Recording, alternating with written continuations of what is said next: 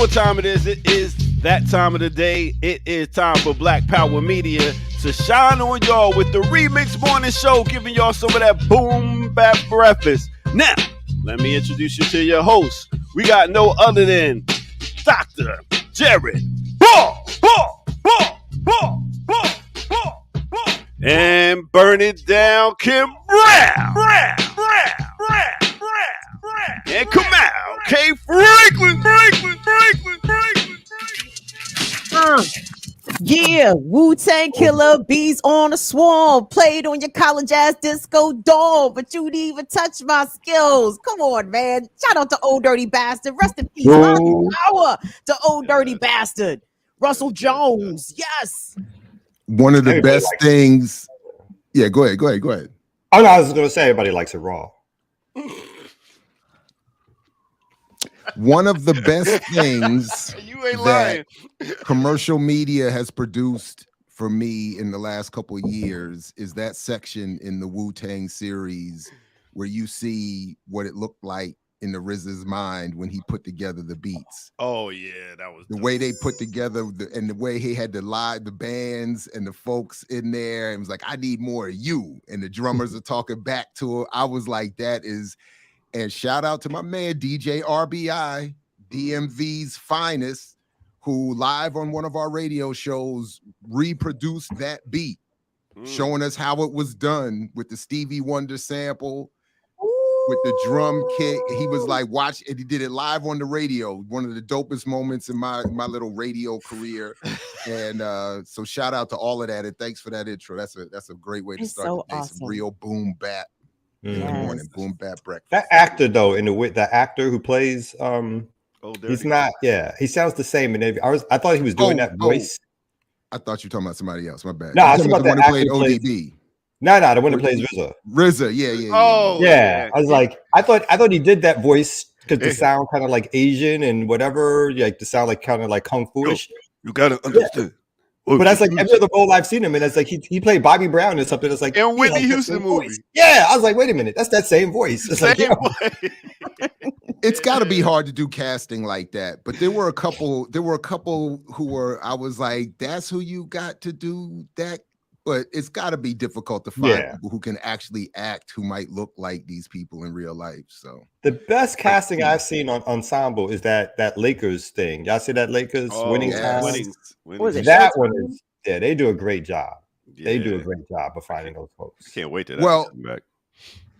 Ear Doctor corrected my mood because speaking of casting, Sister Erica, who laces us, we appreciate her.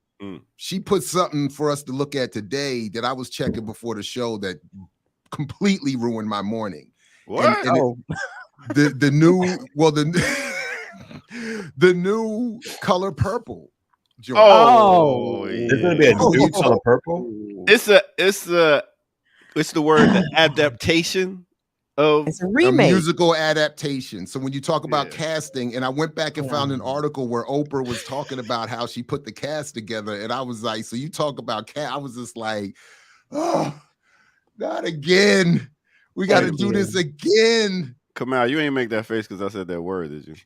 No. That was based on the whole idea. What word did you say that you mispronounced that you don't want people to hear? Adaptation. You said it right. You got it right. Yeah, that's correct. That was good. Yeah. That's what. Can we run? We have to run the trailer, right? Because I saw the trailer. I said, "Oh, who asked for this? Who asked for this?"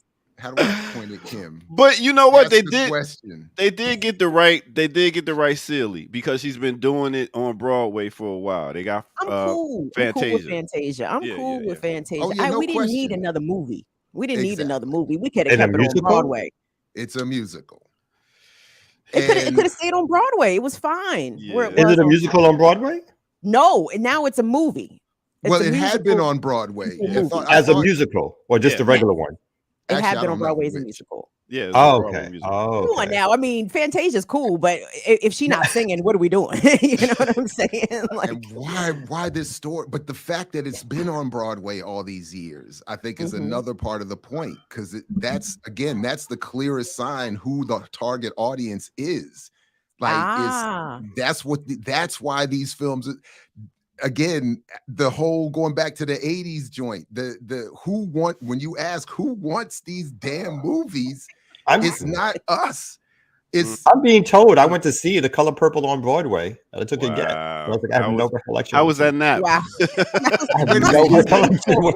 She said, Shaka Khan? I was like, what? I'm being told I had an experience. I'm being told I was out of place, and I don't remember ever stepping foot in that place. Wow. Ask your wife about. Did she think it was a good musical? Did she enjoy it? Was it good?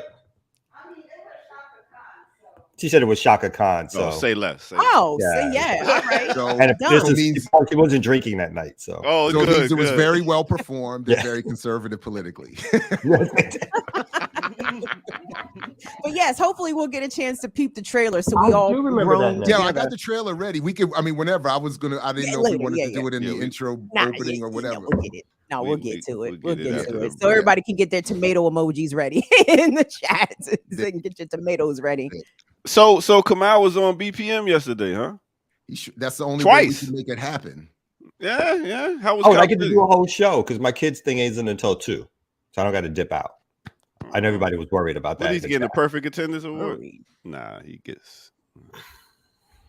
Okay, well, good. I'm glad participation award. I'm glad you're there for your kids' things, Kamal. That's wonderful. I actually like your crew though. My bad. I mean, my bad. Oh no. Go ahead. Yeah, no, the crew was good. No, we can finish. I didn't mean to cut off the children's stories. I didn't have any. They were just. I mean, I don't know people. Well, I'm being nosy. What the kids got going at 2:00? Oh, it's an award thing. So they at the end of the year, every year they give them like they fake awards where every kid got to get an award for something. Like, and they don't, and then parents like me get upset because yesterday my kid got the Fantastic Friend Award. She's not a fantastic friend. She's not. Come on. I'm just saying. She talks about them kids like dogs.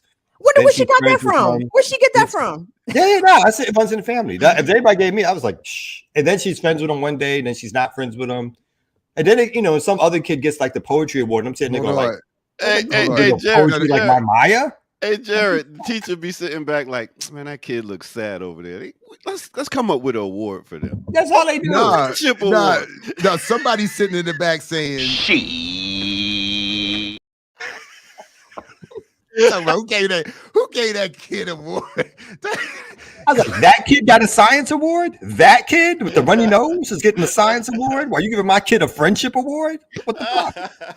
That's me sitting there. But like polite being like, oh, but in my mind going like, this motherfucking kid. I gotta win. Wow, I want you to boo the children. Just boo the kids to get an award that you don't agree with. Just start booing. Just start booing. I'm close. At least just hit like, really? Exactly. This one time out loud. The only time I felt DC residents will feel that. The only time I really felt that is when my kids went to the same preschool with Mayor Fenty's kids briefly some years ago. And I was in the back and they were doing one of those things. And I was in the back wanting to be like, boo, your father ain't, your father ain't boo. Get that kid off the stage and take your father with her. Oh man, but it's like it's not the kid's fault. No. Punk ass politics. So what about the boy? The boy getting any recognition, Kamal? At 2:00 today. His is at 2, and he's in 1st grade. She's finishing 5th grade. So yeah. So I'm sure he's gonna get another one of these. Most active in the class. They had like, they had like, the teacher's confidant. I was like, the snitch. Give an award for snitching. I was like, Miss Rainey, he's not doing his work. Oh no! Like, a snitch award? Don't let Khalid get that one come out, and we have to have a conversation. We got to have a talk. I'll be better in front of the teacher. I'd be like, no. You dive on stage and intercept the handoff of the award. Ah! No pictures. Oh my goodness. Yeah, these awards and graduations are hilarious. It's like when they tell all the parents, please be quiet while we're announcing names. Yeah, right. What? Man, you should have heard me when they said my son name. I was like, Ramani B. Exactly. Same thing. Word. Like, Yeah, I'm You're lucky. I overdoing called her back up on stage so I could get the picture. She was walking away. I was like, Maya. And it's like, yeah, it's a moment, it's a moment. Yeah, every video you hear this loud out of the back. Yep. Macy Marley. I love that, gentlemen. That is the kind of enthusiasm we love to see come from dads celebrating the achievements of their kids. Yes, overdo it. We're not worried about civility. We ain't worried about the corn. We ain't worried about none of that. No, big up to your children. Loud up the thing. Yes, even if it is a 5th grade graduation. Yeah, even if it's about a lack of achievement, it's an opportunity. We got to treat it like we do sports. You know what I mean? When we cheer on people that play sports and they make a goal, make a shot, we need to be cheering on these academic scholars the same way. Creatives also. Yeah, creatives, academic scholars, whatever, all of them. So we got to give them that same love. And I think, speaking of sports, when we get to the news, I think we need to bring back the Malice in the Palace energy. I think we need to. Who was fighting? Folks. No, I think there needs to be some of that energy, given some recent events, and they mess with my sports again, man. They mess with, and I think there needs to be pure jokes. I'm not just a joke, I'm not actually advocating. I don't want somebody. It is a joke because we are strictly within the Google bylaws and YouTube regulations in remix streets. Yo, we got like 4 or 5 days left, don't we? Yeah. 5 days. For what? Till we off probation. Till we off probation. Yeah, Doctor didn't even know. He like, huh? You know, I'm Let's see. Who's over here? Who's over here peeing clean? Nobody. Okay. Nobody's peeing. Well, y'all all got kids, so go give one of the children the cup and tell them to Can they tell? Be like, Dr. Ball, are you you're entering your menstrual cycle? You got a lot of progesterone in your what's going on? We know you've been called gynocentric on your YouTube. Damn. Just overdoing estrogen. Oh my goodness! Listen, if y'all don't know, weed in the pee. Was there any weed? No. Okay, then shut up. That's all we're looking for, man. Listen, if y'all don't know out there, all y'all remixes and y'all first timers, welcome to the Remix Morning Show. Where we give you that boom bap breakfast. We have a good time. We give you good news, and we here for y'all. So let's keep it going. Let's take our first break for the day, and we're gonna come right back and bless y'all with some of that Remix Morning Show right here. Let's go. Go, go, go, go, go, go, go.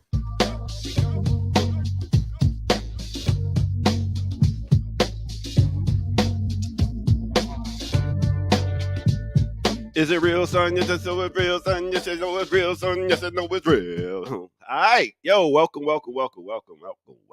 This is the Remix Morning Show. I go by the name of the Ear Doctor. And yes, this is that boom bap breakfast that you need. You need that nourishment. I got you. We got you. Let's do it. All right, hit that subscribe button, that like button if you haven't already, and go to patreon.com, drop some change in the bucket because you know we love it. All right, so let's get right to it. Boom. I got a song here. I didn't even get it ready, but I'm going to get it ready right now. I wanted to do what some would say, an artist spotlight, but at the same time, a one-hit wonder.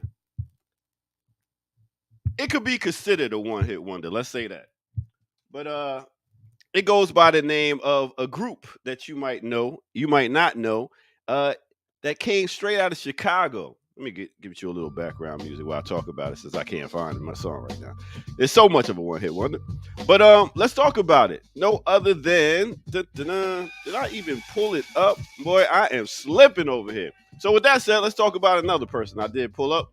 Let's talk about Nine. That's right, Nine, who is a actual one-hit wonder. He's actually known as Derek Keys. He came out, his name was 9mm at first, but he said he didn't want to be related to a gun. He got known when he got on Funkmaster Flex's 6 Million Ways to Die song.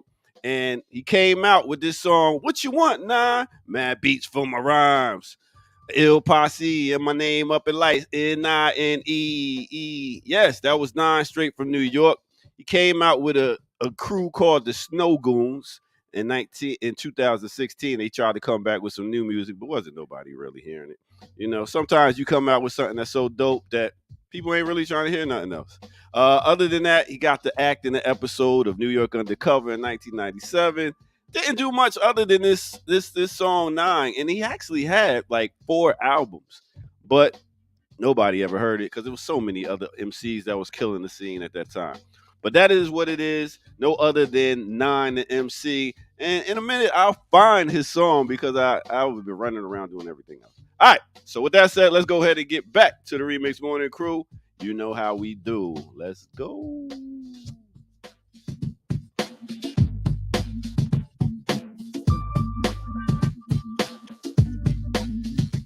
Yeah. Is it real, son? Is it really real, son? Let me know what's real, son, if it's really real.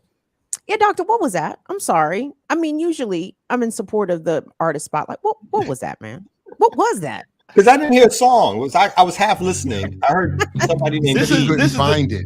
This is the song right here. I remember the song. I remember it. And it was a good song. Yeah, it was yes. Exactly. Very I get distinguishable mad beat. if I do, man if I don't. Oh, yeah. That one right there. But I just kept hearing Sitting on the Dock of the Bay. I mean, but can we reframe one hit wonder? Because I always took one hit wonder to mean that they had a number one song, not just they had one song that some people kind of knew. But it was a hit. There got to be a number one. It's got to just be a hit, something memorable. But I always took it to mean it was their only hit. Yeah, where they hit once, and then that was it. Well, that was definitely his only hit. Did it chart? I mean, was it? Was it in the top 40? So she's saying it's a no-hit wonder. Yeah, he's a no-hitter. Yeah. I guess. Yikes. For some, it was a regional song. I mean, I remember the track. I remember it too. I don't know if that counts as charting or being big enough. If you remember it 30 years later, does it count? I mean, it's got to count for something if you remember it. I couldn't remember a damn play I saw apparently a decade ago. So. That you went to. I went to. There were. That's crazy, Kamal, because usually for me that involves some sort of substance. That level of lack of memory. Like I was there. You're saying I was actually there? She mentioned, I do remember seeing Shaka outside. She was outside for a little bit as we were online. So I do remember that, but I have no recollection of anything. Like I saw Shaka Khan perform with Prince, and I remember that. So I don't see how you would see Shaka perform and be like that. I remember the Prince concert. I went to a Prince concert, but no, I don't remember anything about Shaka performing that night. I remember seeing Shaka Khan drunk as shit one night in DC live. I said, somebody come get this auntie up out the goddamn club because Shaka Khan is in here doing a lot. Can somebody call her a cab? No, wasn't no Ubers, wasn't no lifts. You gotta put her in a cab. Jesus. I was thinking that of doing a my Elaine Brown story. That's how I would describe my Elaine Brown story. Because you talking about Elaine from Seinfeld? No. Stop. Somebody take him off the screen. I catch you on next break. Yeah, thank you. Oh my God. BPM just lost credibility. Get him out of here. What is he saying? Elaine from Seinfeld. Oh my God. That has to be we have to clip that. That has to be in Ear Doctor's blooper reel. That is oh my God. A strikingly new low. Yes, because Elaine from Seinfeld goes by Elaine in the streets. Everybody knows that. You just go up to Julia Louise Dreyfus, just call her Elaine. You're like, hey, what's up, Elaine? And Elaine Brown at that. Right. Elaine Brown. Like, I know Julia Louise Dreyfus was in the Panthers. What? But anyway, I'll leave it there for now. We'll save that story for maybe a Patreon joint. That is a Patreon worthy story, by the way. That joint was woof. Anyway, should we slap the mat? Yes. A taste of Seinfeld.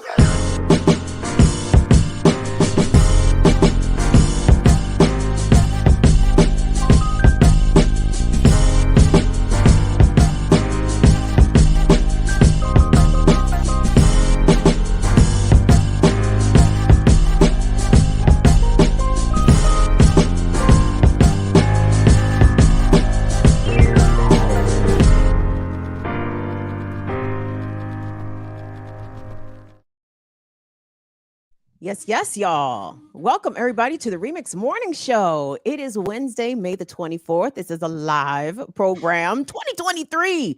We like to welcome everybody to the program, to the platform, to the channel. Please come on in, give the video a like, a thumbs up, subscribe, engage with the content as much as possible. Y'all's engagement is helping to grow this amazing platform. We was just a baby a couple of years ago, and now we are adolescents moving up in the YouTube streets. So that's all because of y'all's support, y'all's help. Thank you for everybody that likes and shares our content. It's me, Kim Brown. We're joined with Kamau Franklin, Dr. Jared Ball. Shout out to the ear doctor in the cut. Gentlemen, a pleasure to see you both as always. I just love seeing y'all glowing, smiling faces. It makes me smile because I know I'm about to get both informed and entertained. And you can do both. Both can be accomplished at the same time. We can give y'all the medicine with a little bit of raw sugar. You know what I'm saying? We don't do the white refined sugar. We do some raw sugar around here. So I like to thank you guys for your range, your diversity of presentation, that you guys can be humorous and informative and inspirational. You know what I'm saying? That's the kind of shit we on. Oh my goodness. Thank you. You're welcome. Thank you very much. So I got this. Can y'all see? It looks like Africa behind me, but that's really a rip in my chair, and so it's bothering me a little bit. But it looks like Africa. Actually, slick. It does look like Africa. Yeah, but it's actually just a rip. It looks like even it's your a rip in the rips are plethora. Pan-African. Even your it's a Pan-African rip in the plethora. Yeah. So just to your point, so I was thinking, so right, we're about over 25,000, almost 26,000 subscribers, which is really very exciting. So we're now graduate students, like we've just come out of graduate school, maybe, right? About 25. Yes. Coming out of grad school, or maybe on our way to our next, doctorate or whatever job. Hit the streets a little bit. We about get out there, got the fresh whip. You know what I mean? We just out fresh? there. We just got out of grad school. How we got a fresh whip? I was thinking, you're right. Maybe fresh as in new to us. Yes. Maybe. How about that? Maybe used but new to us. A very reliable Toyota. We have a very reliable Toyota. Hey, man. There you go. We're we just got a pulling nice out. Yeah, there you go. It's a nice. We're excited about life's possibilities. We haven't been destroyed yet by. We're excited by the used vehicle. That's why it's fresh, because it's still exciting to us. We think we were the last piece of the missing revolution. So now what's going to happen? And that is literally how I felt. I'm not gonna lie. Aww. I did when I was when I was going to graduate school. I was like, as soon as I just need to read a little bit more, and as soon as I get there, it's on. They just waiting for me. I was a little bit off. I still believe that. I still wake up every day like, you know what? If I just do a little bit more, just a little bit more. They're waiting for this one little thing. Come out in the mirror. They're waiting for me. I love that. Y'all still holding on to your idealism at your age. That's wonderful. That's good. Normally it gets beat out of people. But there are days when it does. It certainly does. You just feel like, fuck it. I'm not doing anything like this no more. How do I make some more money? How do I make money and escape? There are days. You say I'm gonna watch Seinfeld reruns, and then you go into the chat and you see people like Coco saying they've never seen Seinfeld. Yeah, that's how you know that when she's on at 10 o'clock with confronting contradictions, let's confront that contradiction right there, Coco. What are you saying? What are you saying? Never. That's what she said in the chat. So, man, I'm furious sometimes to even still watch Seinfeld because I'm still mad at Kramer racist ass. Like I'm still mad at that nigga for talking that shit. And we used to hang you niggas, but I said this nigga was in the comedy club saying this. Like Jesus to the audience. I feel you. I haven't watched. That was it. Literally, when he did that, I broke with Seinfeld. Yes. Especially when Seinfeld went on the apology tour and tried to basically cover for him. Yeah. I was like, okay, we're done. And then it even made me stop watching Curb Your Enthusiasm, which I liked even better. Yeah. And when they brought him on, when Oh, Larry no. David brought him on and did a whole arc of him, and they made a joke about it, and had JB Smooth playing a Nation of Islam bow tie wearing kind of character to help him get over I was like, you magic Negro, JB, you ruined my Curb Your like. Oh wait, that's not what that wasn't JB. That was another dude. It wasn't I JB think that Smooth? was no, that was the You that sure? was somebody else. Who Because was JB is it, always Pat? he's been in Curb Your I know he was Enthusiasm part for of a the while. cast. Yeah, but he didn't play. I thought he put on a bow tie for that. Either way, the fact that you might be right, but either way, it was so disturbing to me that I don't even watch that anymore. I'm with you though, but I'm with you, yeah.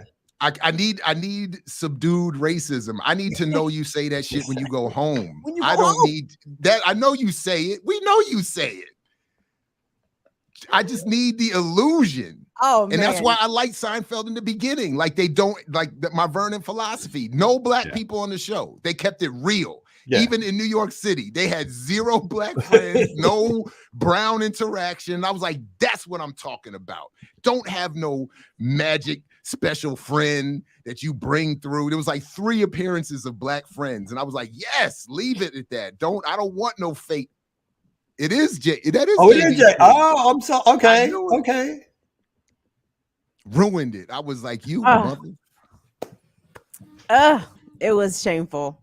Very shameful. So, But yeah, but you saw Jerry try to come back when that clip. Well, I don't even know the context of the conversation, but that clip that went viral of Chris Rock, Louis C.K., Ricky Gervais, and Jerry Seinfeld, and Chris Rock is sitting there yucking it up like the Sambo nigga that he is, while Ricky Gervais and the other one keep dropping the N-word. Jerry Seinfeld said, "Leave me out of that shit." Like Jerry Seinfeld said, "Nope, I am not going to say the N-word. I'll let y'all motherfuckers say the N-word." So I was like, "All right, Jerry, at least you he did look good in that one." And because Louis C.K. was like, him and Ricky were like, "We're the ones that'll say it. They won't say it." Yuck, yuck, yuck, yuck, yuck, yuck, yuck, yuck, yuck. Yep. I was, you're right. Yeah. So yeah, But so nah, look, man. Karma. Look at Karma. See, Will Smith smacked the shit out of Chris Rock for his prior goofy acts. You know what I'm saying? You just never know when Karma's gonna come up and slap the shit out you for some shit that you don't even think is connected. You know what I'm saying? You're like, how did this Karma come hit me? How did this happen? True, There you go. True. See, Karma come and slap the I shit like out your that. I dumbass. actually like that version. I think that's the version I want to roll with from now. I'm gonna cite Kim on that, but I'm gonna be like Kim Brown said. He got smacked for his prior offenses. It was just a collective smacking. You reduce it to the one offense of making fun of Jada. No, it was a collective punishment. That was 15 years of fuckery coming out of Will Smith's right hand. You know what I'm saying? So if we could, speaking of smacks, this is what I was referencing when I said earlier, I would like for there to be a reconsideration of what they called the malice of the palace. Because my beloved international football is again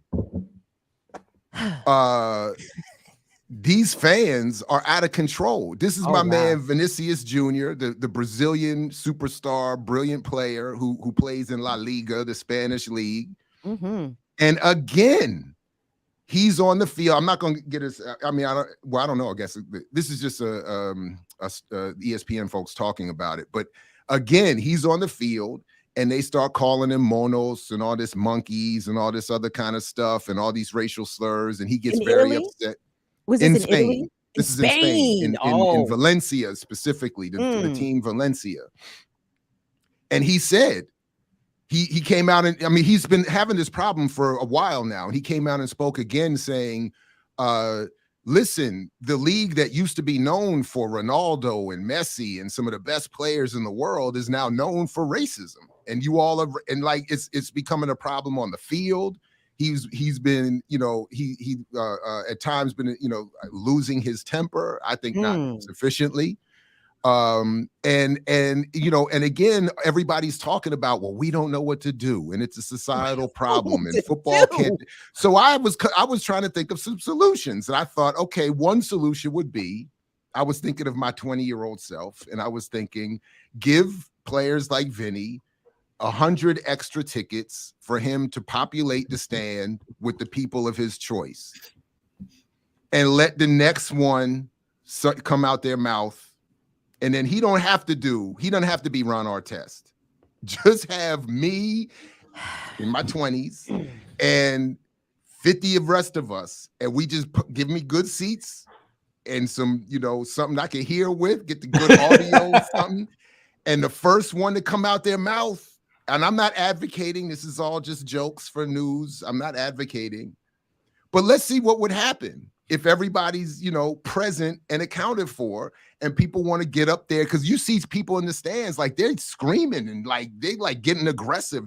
The white dude was in, that old white man a couple years ago that was in Sterling's face right on the edge of the field, calling him the N-word and whatnot.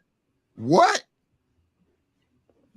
It's this idea that somehow, especially these white fans, these white male fans, that a ticket to the event gives them the right to verbally abuse the people on the field or even the officials, and why these clubs and these arenas, these venues are not putting these people the fuck out of the stadium. Like, I don't see why you want to subject your players to that unless you are okay with the racist abuse that they are enduring. But to your point about Malice in the Palace, I mean, yeah, they can throw the bananas, they can use all the racial slurs. It's all fun and games until Ron Artest comes off the court, dog.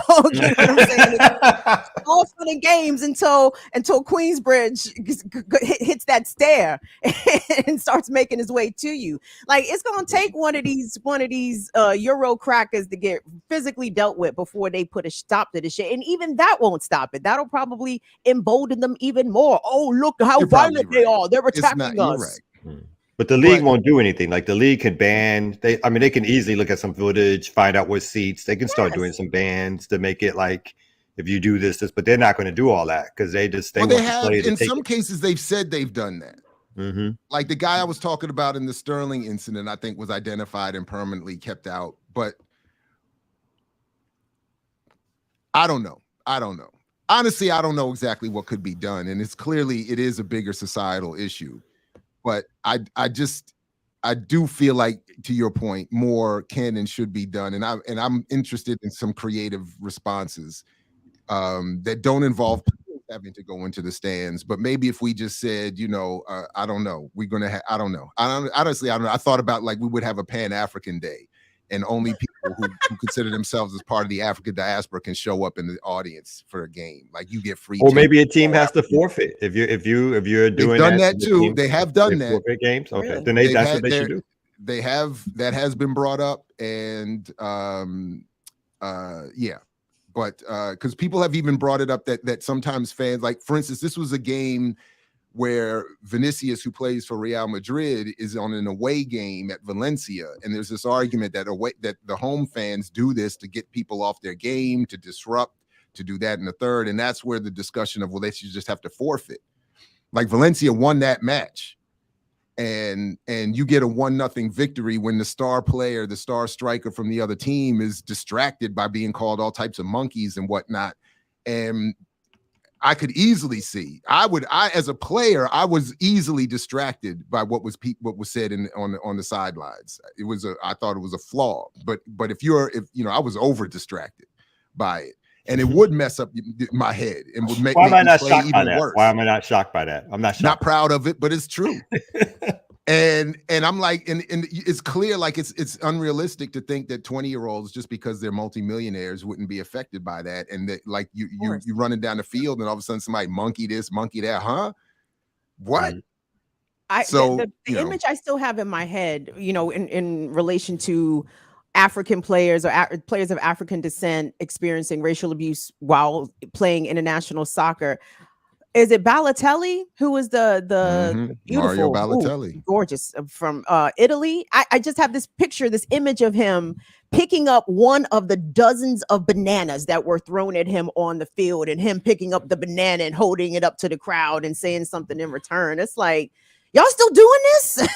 But if you read about Balotelli, the Ghanaian born, like, his whole, he had a horrible, I think, upbringing, like his, abandonment, left in the streets of, when to grow up in Italy is, this, I think, Ghanaian, but somewhere on the continent of Africa, clearly an African. Yes. And when you read about his story, so much of the conversation is still oh, but his attitude. Oh my And God. he's angry, and he's explosive. How's he and supposed to feel about having a bunch of bananas thrown at him every time he hits the field? how Like, many really? ends do I need to be called on my way to work? You know what I'm Oh, saying? wow. Just because I scored a goal on your squad, on your whack ass Italian goalie, I got And to that's get the called thing, out whether my or not name, it's you know? whether or not it's there or historically here, like they want you just to be stoic, just to take it. You're proving a point by being silent and just doing your work on the field. It's like there's I mean, this ain't 1955 no more. Like there's No. limits to what people will decidedly take and should take or whatever. Like I'm all for fans saying, like, I remember what's the famous thing when the dude was reading out the book from Jordan Rules or something like that to try to distract Michael Jordan. Like I'm all for that kind of silliness or whatever like that. But like you hit person, it's like, yeah, nah. No, trash talk is one thing, even from fans. I don't have a problem with some of and sometimes when they even have chants that are trash talking a player, but in a comedic, I don't have problems with like that kind of stuff. But this is clearly something else. Yeah. And even though Kamau, but let's give a nod to the non-sanctioned narrative of Black history and remember that even in 1955, cats was knocking people out for this stuff. Like not everybody was just taking it, people, I mean, like not everybody was, they just don't get acknowledged as much in some of the histories, but they were there too, man. Not everybody was like, anyway, shoot, I hear stories about my father in the 50s, like they didn't, packing guns, knocking people out, swinging on folks for whatever. Like it was not.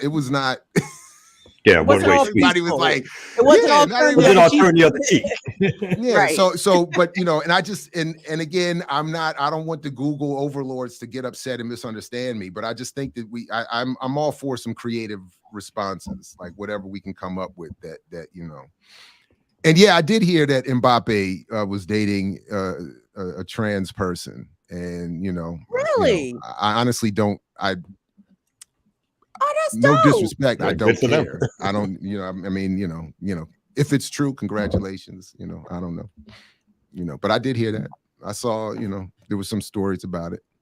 They weren't polite stories.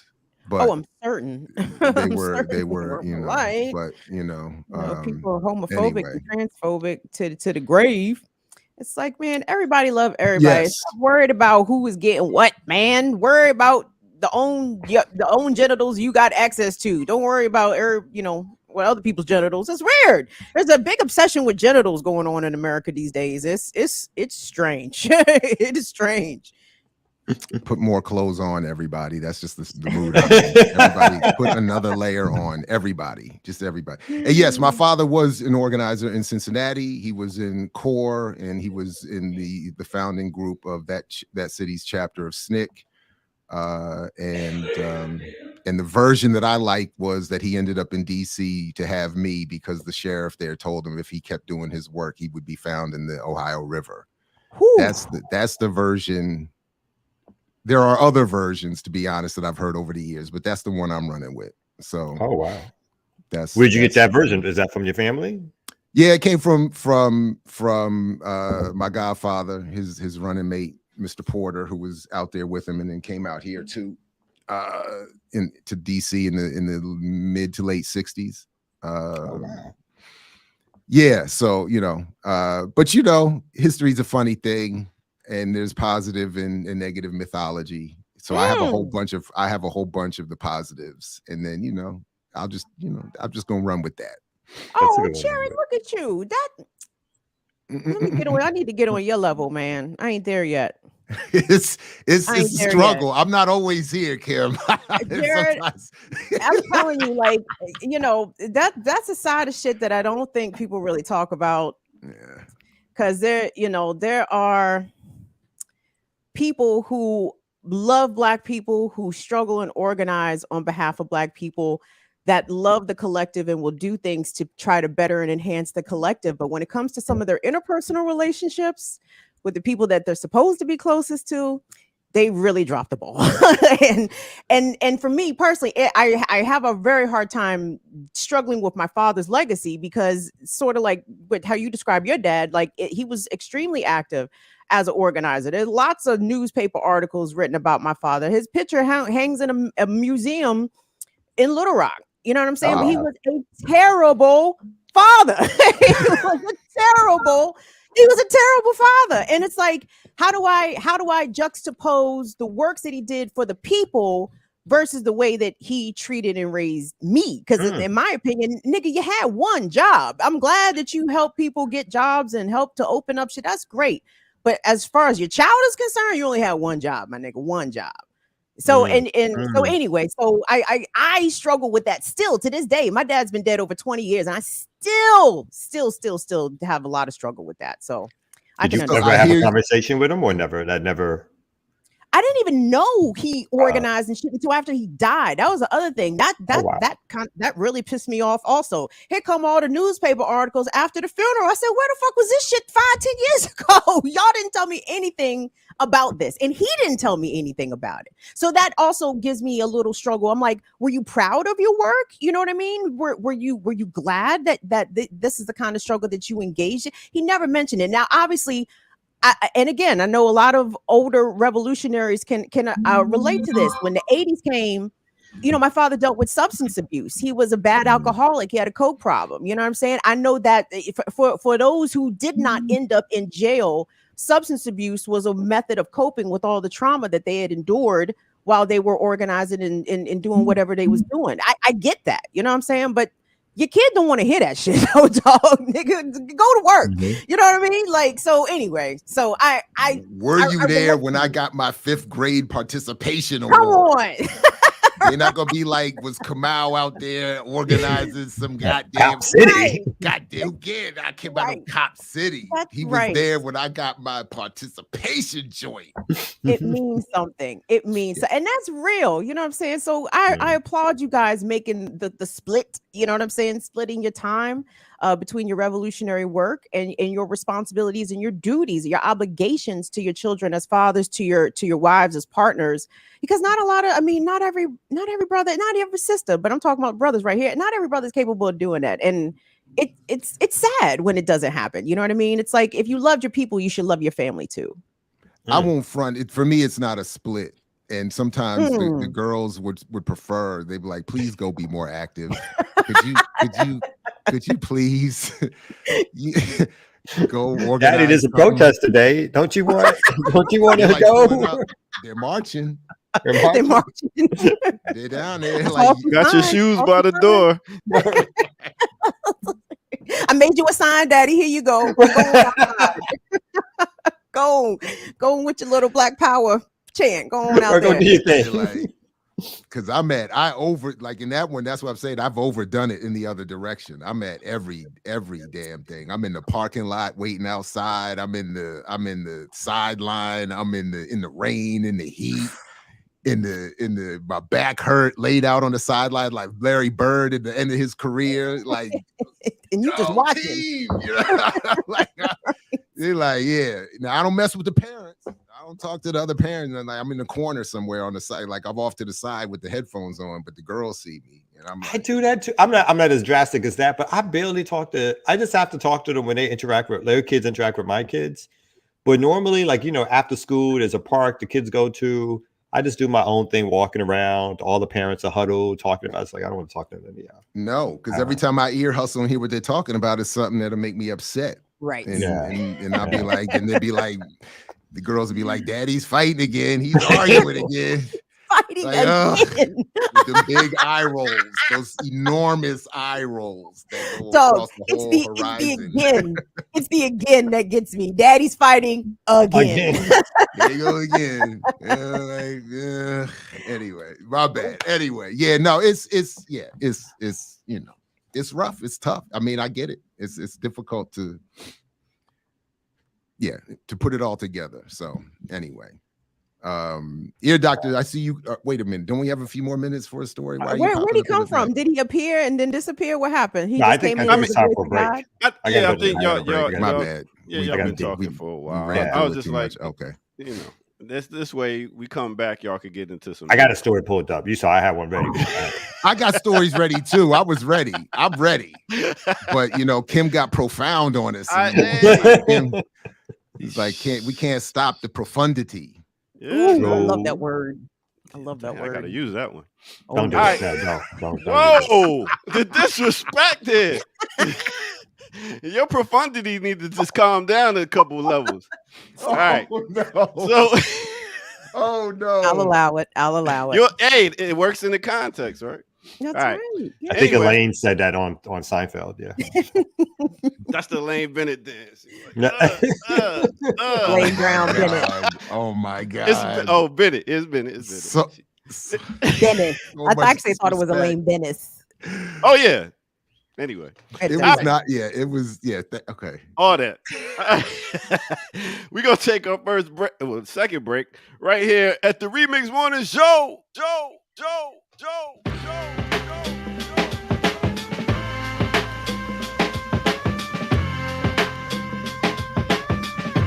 Damn, it feels good to be a gangster.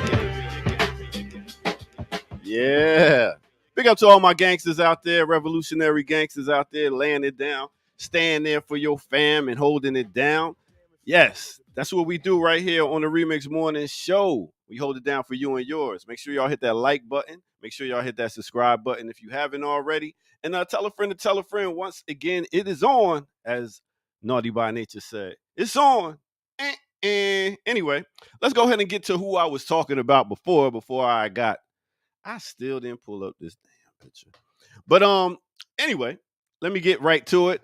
We have no other than a dope group that came out. But you know, like sometimes when they don't have enough tunes, you be like, yo, what was they doing? Was they really like making it happen?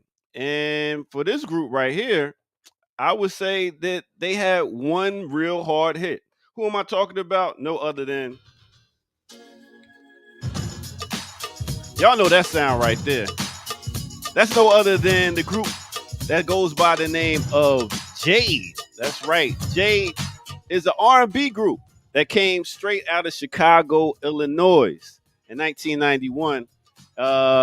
They had a lineup of Joy, Tanya, and D. And they say they're best known for their singles, I Want to Love You, Don't Walk Away, One Woman, and Every Day of the Week. I know one song, Don't Walk Away, and you hear it right here in the background.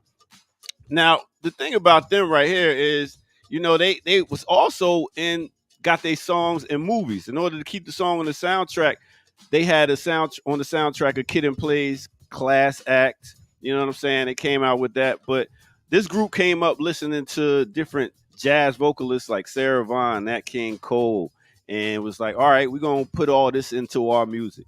So they did that, and on the Class Act soundtrack in 1992, they came out with their hit single, I Want to Love You.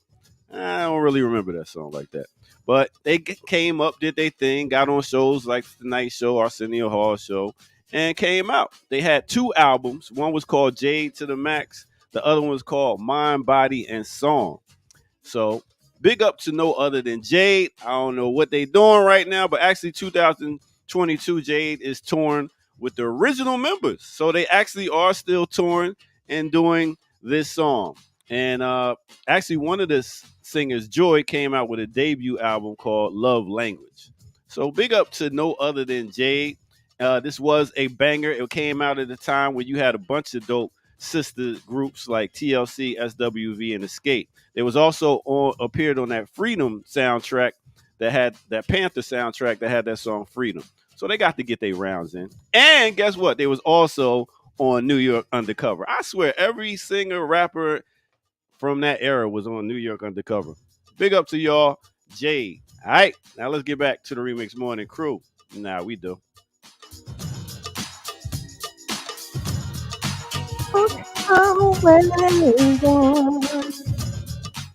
Yeah. Won't hurt you now. They had another song, The Disrespect, Air Doctor. The Disrespect that you chop sometimes. The Disrespect. And I'm going to tell you the name of the single. The name of the single was called Looking for Mr. Do Right. And listen, if you were of a younger person, you're not familiar with Jade, it has the quintessential 90s R&B minute-long intro before the song actually starts. So it's like the thunder in the background, and you hear the raindrops coming down, and then you hear the sister talking about he was supposed to call me and he didn't call me. Anyway, something like that. But when they get into the song, when they get into the vocals, when they get into the singing, Looking for Mr. Do Right is a jam. You notice though that she ain't singing the song, so it's not a hit. Oh, I know the song. You described the song, but you didn't sing the song. Pull it up, You described a lot about it. Wheel up the track, man. Wheel up the track. I don't think I can find it. I mean, you're a big fibber. You're just a big. He said my digital crates are not that deep. They had a video for it and everything. It was. They had a video. That don't mean it was a hit. Oh, hold on, real quick. This is Jade. This is the three sisters. I was trying to find a picture. So, yes, that's them. Still cuties. Big up to Chicago. They was cuties. They were cute one-hit wonders. Yeah, pretty much. I have 2 hits, 2. Okay. I say 2. One in the hook is spades players might possibility. Possibility. Possible. All right, that's your artist spotlight for the day. I'll catch y'all next break. Right on. Thank you for that, Dr. Remixers. Thank you guys so much for showing up. Happy birthday, Zion. Hey, happy birthday to Zion. Happy birthday. Big up Gemini season. Oh shit. Everybody, hide your kids, hide your wife. It's Gemini season. It's Gemini season. I know kid look at come out with a tight face. He like, wait a minute. I'm a Gemini. It's Gemini. Say holla. I hated, didn't they a few years ago they tried to change the zodiacs or switch them around or some shit like that and claim that some people weren't with us. Like, it's all made up anyway. What y'all changing things for? Well, A, it's made up. B, it's the Greeks' misunderstanding of African everything. And C, it rotates. If you go back far enough, because of the great year, all of this the constellations shift every 26,000 years or so. So if you go back far enough, your birth month won't be under that sign that you're in now anyway. So, but whatever, it means everything. Yes. Happy birthday to Alicia. Y'all didn't tell me it was my niece, Alicia's son, my great nephew. Oh, I'm sorry. Oh, you just realized that? She's not my actual niece, but I call her my niece. Oh, well, close enough. Yes. So, happy birthday to your baby, Alicia. Thank you so much. All right, so I got a story. Let's get to the story, y'all. Let's get to the story. What we got here? Who was that white man? It's your favorite white man. Ron DeSantis is to launch presidential campaign on Twitter with Elon Musk. So, this is another. We gotta find that alternative to Twitter. I just can't. I think. Yeah, I was about to say, should we just start the boycott now? Do we just all leave? No, it's too early. There's not an alternative yet. We can get. There's no alternative. There's nowhere else to go. We'll just be in the wilderness by ourselves. Let's see. I'm waiting for this blue sky thing to take off. I'm like, y'all got to take off first before. He's enabling Tucker Carlson, and now he's standing shoulder to shoulder with Ron DeSantis. The brand is strong. The brand is strong. The brand is strong. So it says the right-wing governor of Florida, Ron DeSantis, will launch his campaign for the Republican presidential nomination on Wednesday evening in a live appearance with Elon Musk, the billionaire owner of Twitter.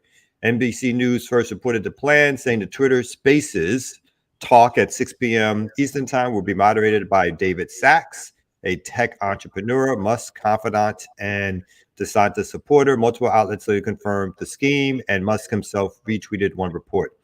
The billionaire also trailed the interview in remarks to a conference hosted by Wall Street Journal, adding that though he would not at this time endorse any particular candidate, he was interested in Twitter being somewhat of a public town square where more and more organizations make announcements.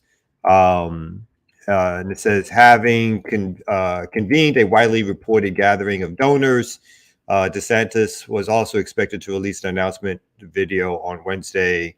And just a couple more lines from it. Former president faces, they're talking about in Republican primary polling, DeSantis has maintained a consistent, if increasingly distant, second place to Donald Trump.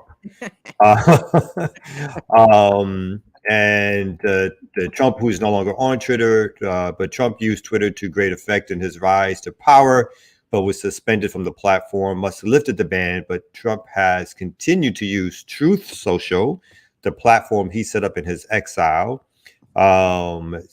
Reporting that scientists announced plans, the New York Times said Musk would add a surprising element and give the scientists access to a large audience online. So there you have it. The right-wing candidate is appearing on the increasingly right-wing supported Twitter, will support network Twitter to make his announcement that he is running for president, and he will also make his announcement that he is going to bow out the race, so probably on Twitter once Donald Trump officially beats him in the primaries. So look forward to that. A lot of money going to be spent for no good reason. So I feel like I need to help, or maybe not help, but Trump needs better cut downs on DeSantis than Ron DeSanctimonious. Like I really want Trump to demolish this motherfucker in the debates. I want him to be red and flustered and not know I'm what going to be say. watching. I think we should have a BPM live watch of that first debate. I'm not even joking. I actually think we should do that. That would be because I'm definitely going to watch it. I cannot wait. But again, so all we're going to be told in response is that we have to vote for Biden, or will my Westmore prediction have kicked off all that? Now unless Biden dies. No, they're all behind Biden. Which part did I steal from Ricky? That Ricky, are you in the chat? Was it Westmore in 2024 or in not, I'm just saying that to rhyme, but were you saying, I can't remember which part I stole from Ricky. It's either that he's going to win immediately or next time. And then Kim, you said the same thing, right? Or did I steal this from you? Now I can't remember. Which part did I steal from who? There's a lot of brilliant Black women in your 2028. Okay, there you go. That's facts. That's facts. Yeah, 2024 is not West. It's unless Biden dies. I'm not exactly Kamau. I mean, did Joe Biden look like the picture of health to you? Not to me. he don't look healthy. He ain't sounding healthy. You know what I'm saying? West is sprinkling that money. West is sprinkling the money in Maryland. He's trying to and he just got sued. He just got sued by the NRA. That's part of the Democratic bona fides. Like, I took on the National Rifle Association because I took a tough stance on gun violence in my state. No, you didn't. but he gets to put that on his resume now. Yeah, you know what I'm saying? He gets to put that on his resume. He's been attacked by the NRA for taking a tough stance on guns. Oh no, Wesley's ready. Black businesses. And somehow supporting unions at the same time. He's gonna get credit for that. Yes, I sat in the room and talked to the brother who was telling me he's doing good work for the unions. What work? Tell me. I need details. This was specific. This was specific to the whole teachers union. The teachers union support for. This was in the context of their helping us as faculty in Maryland organize. Mm-hmm. And he was telling me that I actually don't remember all the details, but that the union, the teachers union here in Maryland is looking at him like he's being very helpful to them. And he did something else for working people in Maryland also, that they were talking about. I don't have my facts together, admittedly, right now, but that was the point of the conversation. And he was saying he's on the 2028 program too. I was like, man, I feel like he's trying to speed this thing up. But that was the point, that it was like he's got Black businesses so far. He's got unions talking good about him. He's got the NRA joint you mentioned. He's got, the Oprah support. He's got the speech at Morehouse this past weekend. I don't know. I just get real. He's gearing up. He's gearing up. I just feel like something's happening. And then to your point, Biden, anyway. But this is it for Biden. I mean, Kamala. No. Who else is there? Not. That's exactly the point. Who is on the bench? There's no more 80-year-olds who are going to come up. Kamala's the logical. I mean, what's the Pete Buttigieg? Yeah, he's probably going to run again. There's no more. What's his name from Vermont? Bernie's gone. Oh, look at this one. Yeah, Bernie died last week. Frederick Douglass Bible. Stop playing. Oh, that's what he swore himself in. Oh, on. that's right. That's right. Yeah. Oh man. Yeah. He swore. He put his hand on Frederick Douglass's Bible after his veteran, his buddies from Afghanistan came and spoke at his inauguration about how brave West was in Afghanistan when he was shooting, Taliban. It's like, oh, like this, does this not sound like a horror story to other people? Like, this sounds like a terrible origin story. And again, I have questions about his Maryland root. Can we play the trailer for the next horror story? That speaking of horror films, can we? Wait, tell the chat. All right, chat. Y'all got y'all tomatoes ready? You guys ready for the Color Purple trailer? Y'all ready? Trigger warnings. Tomato, everything. Like, take your woosah breath, whatever you need. Because this had me amped this morning. I'm not gonna front. I was ready to turn tables over, but I was like, nah, these are mine. Anyway, here we go. Today, our teacher taught us about a place called Africa. She say our mamas come from Queens over there. That means that we royalty. I don't need you to love me. Afternoon, I need me a wife. Even if we have to part, you and me, us have one heart. I don't need. Get off my land! You. I write you every day. Daddy! Nothing but death can keep me from it.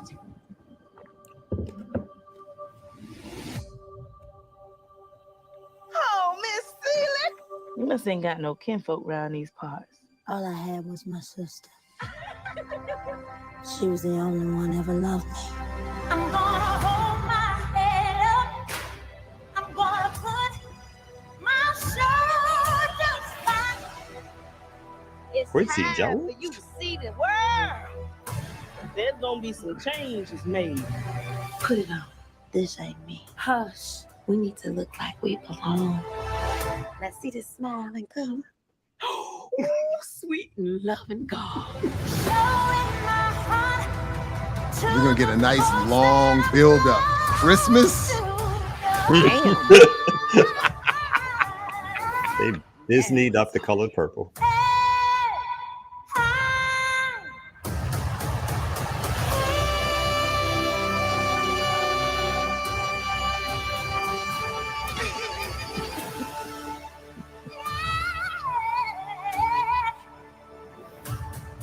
Dear Seeley, we are more than just kings and queens. We are at the center of the universe. That's the point. That's the comment that I was looking for right there. What's that? She's singing though. Exactly. I'm here for the soundtrack. I'm not interested in this movie. But so that's my point though. That's my point, that we get it's the brilliance of the talent that is so disturbing in the end. Like, that's my problem with it. If she was up there whack, and if it was so like demonstrably easy to walk away from, but they get, that's what I'm saying. But anyway, yeah, that. But it's all the famous actors and actresses of today, like everybody, like faces we recognize. I don't recognize none of the people. Who is it? Who's in it? Yeah, besides it don't matter. It's Spielberg and Oprah. Taraji? Is Taraji in it though? Yeah, she was playing, what's her name? She's playing, what's the one? Suge Avery. Suge Avery, yeah, sure. Oh, right. And what's her name from Orange is the New Black? It's gonna be a lot. It's gonna be a lot of what's their names, but it's gonna be recognizable faces. right. It's what's their names, but they're recognizable black faces for us. Kind of. Who is it? Uzu Adoba? Is that her name from Orange is the New Black? Was that her? Nah. I can't, honestly, I don't know her name. But they also had the mermaid, the Halle Berry mermaid, going from mermaid to Nettie. Halle Bailey. Bailey. Is that Barely, not barely. I noticed that I was well. I'm on the ear doctor on that. I was going to say I didn't see Halle Berry in there. Here's Yeah. my thing. And her is in it. That's right. Her is in it. Oh, and in Color her Purple? is, yeah. And her is crazy talented. That bothered me to Insanely see that talented. too. Look, it's a vehicle for Black folks to be on screen. Wait, before you said the word. Wait, look at that. Watch this, because I was looking this up before the show. Look at this, exactly that. This is Oprah talking. It has been a vehicle for magic and purpose in my life, Winfrey told Vanity Fair. I don't know anybody who's ever been associated with it whose life didn't get enhanced. Everything comes from the original words of Alice Walker, which were grounded in love, really. Love of this community, love of these people, love of those characters, and that just gets passed on and passed on and passed on. I can't wait to see the next involvement, evolvement, which is not attached to having done it the way it's always done it. We've always done it. So that's the point. It's always been a vehicle for all of these people. And the love, I don't know if then we got to go back to all those old arguments.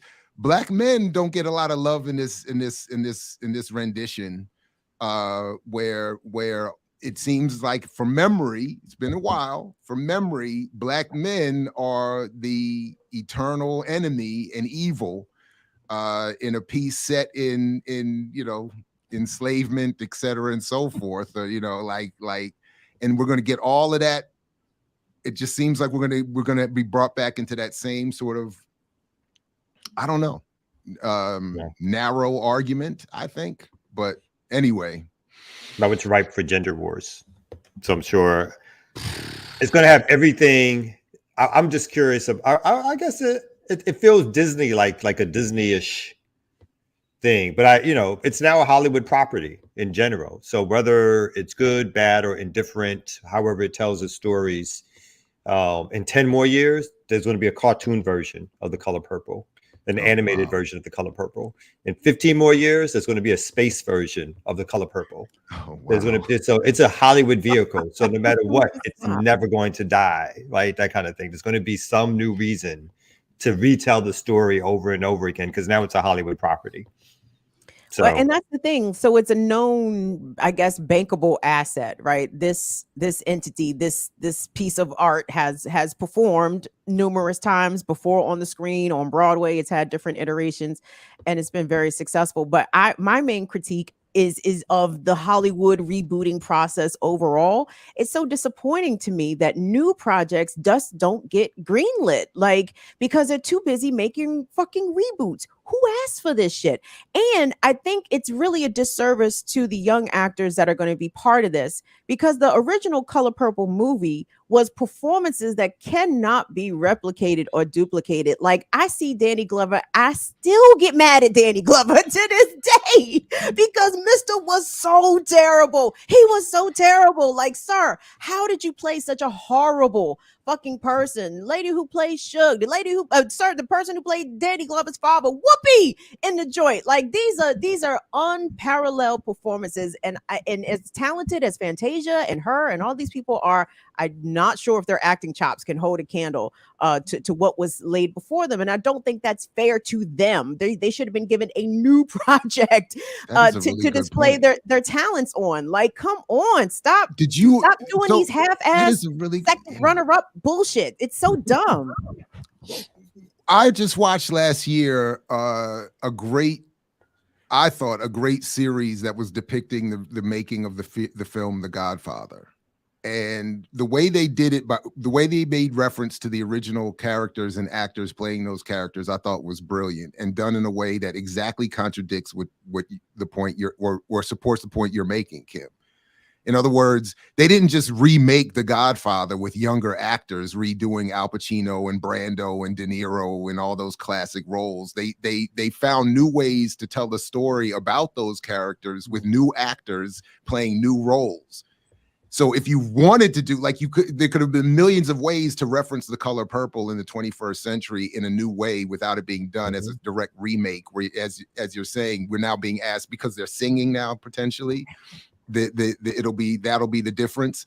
But yes, that would be right. Yeah. Anyway, so why can't? But well, hell, they did. I mean, they did Roots over. It's not. Yeah, there's nothing that's sacred, particularly for black. I mean, it's so formalistic, but for black film, even to this day, you know what I mean. There's only going to be a little bit that they try to do that's going to be outside the box. Otherwise, they're going to be repeating the box over and over again. You know what I mean? Like we've had repeats of the exploitation era of black film. We're just going to get updates. I'm sure there's going to be an update or like Sounder or some shit like that. There's going to be just updates after updates. Dog, they remade House Party. Why? Yes, exactly. Which I mistakenly sat halfway through being like, what the fuck is this again? Is this supposed to be a house party? It was the worst. White men can't jump. Right. Oh my God. They did a remake of that? Yeah, with your boy, what's his name? My kids know who he Jack is, which is Harlow. upsetting. Yeah, I was Jack like, Harlow. you know who that is? They were like, yeah, that's Jack Harlow. I was like, God damn it, I failed. Why? It's okay, Jared. They'll come back. They're gonna come back. They're gonna get it back together. Somebody called Jack Harlow the Stevie Wonder of our times. It's somebody that had the shit slapped out of them. Yeah, they think who said violence. that? Violence upon them. Violence. You need to be slapped. Slap the shit. Let Stevie slap the shit out of whoever the fuck said that. I bet he find his face for that. I bet Stevie would find his face for that. Put me in range, motherfucker. Open hand. Yes, fingertips. That is part ridiculous. 1 and 2 on your face. I would literally put somebody out of my house for that. Like, I mean, you have to leave. Jared, how could you can't stay here? Right. And if you're old, I will wheel your ass out. I will, but you got to leave. You can't be in here with that nonsense. Anyway. The rebootiness of Hollywood is just disgusting. Like I really feel bad for younger generations. I'm like, y'all don't really have shit that belongs to you. You know what I mean? It's all been remakes of my generation shit, and it's sad. It's really sad. And it's not like there is a lack of creativity. It's not like there's a lack of projects. There's lots of shit sitting on the shelf just waiting to get greenlit. But they're like, no, White Man Can't Jump was a blockbuster 25 years ago. Let's do it again. Except this people time, love this. I'm going to shamelessly plug the interview we did with Armand Towns, because that's what McLuhan was talking about. What you think is the present is a digital projection of a memory of the past. Whoa! And that's what we live in. People, we're a recreated version of what 50-year-olds think was the real world for them as youth, and that's why we get when we watch all those kids movies with our kids. It's like all those references, and the kids are like, "Why are you laughing?" I'm like, "Because the writers are talking to me. Oh, my generation made this movie. You thought it was kids that drew all this shit." It's like they're talking to us. This ain't new anyway. Yeah. Remember when I don't know if you all had this, the first time I realized that those Bugs Bunny cartoons were made in like the 30s, I was shocked. I was like, "What?" Oh man. I know I got a black and white TV, but I thought that I was like that. Was made back then for real. Anyway, sorry. Because we got fed on all that stuff too, so we remember all that, like in 30 years ago for most of us, two out of three of us on the screen, I guess at least. I remember movies from the 50s and stuff like that, because they would come on the TV. And we grew up watching Leave It to Beaver and shit. That was in the 50s, and I Dream of the Honeymooners, the reruns of the Honeymooners, all of that. I Love Lucy. Yes, I Love Lucy. Little Rascals was in the 30s. That's the thing about cartoons. The boomers. The boomers made sure that Gen X knew about this shit. Like, you know what I'm saying? like the boomers are like, no, you gonna get all this boomer culture. I mean, that's in the 80s when they would do throwback movies, so to speak, they would always be in the 50s and the 60s, and a lot of retrospectives from that time period. But yeah, I don't think Gen X has put our stamp on millennials and Gen Z in the same way, because I mean it was just a different era, you know what I'm saying? Because sometimes you were forced to watch a lot of that older programming because there was only one TV in the house. Exactly. You know what I'm saying? One TV and 3 channels. I mean the local channels, but 5 to 6 channels. You didn't have all this other stuff, so you had it was what it was. Yes and no. I mean, it's maybe happening in a different way, because if you think about like all those Marvel movies, all those Mhm. characters are our generation and younger. Like That's Black Panther was created in the 60s. Shout out to Todd Burrows. People should go check his work for the real history of that character. Like all of those things. So they have it a kind of, I don't know. I'm just waiting for the He-Man and the Thundercats movies. Like, where's No, I I'm just don't playing. want that actually because I'm they're just gonna playing. fuck it I know, I'm up. just I playing. mean, because you know they're gonna fuck it up. Like I mean, and I know how much American militaristic propaganda that was aimed at children, but G.I. Joe, I was not happy with the remake of G.I. Joe because I used to watch G.I. Joe. Yeah. So I need Hollywood to leave Thundercats the fuck alone. Like leave the They're Thundercats not. alone, please. Don't fuck with the They're not. Thundercats, please. They're gonna mine that data. They're gonna mine that data because because Marvel now is like, I guess they're at the end of their $1 billion last like 10 to 15 year dominance of movies, right? And now they're closing out these stories, and so either they're gonna find, again, they're gonna do the younger actors or the prequels and all the rest of it, or they're gonna have to find new comics to start mining or new superheroes to start buying. Because when I see some of these things that are coming on now, I'm just like, okay, now they're doing some other takes. I mean, they're not leaving the industry alone, but it feels like they're going to find some new things soon that we were like, oh, that's right, that shit was popular. And so then I just that's saw a video that said Gal Gadot was in the new Fast X movie because Wonder Woman flopped.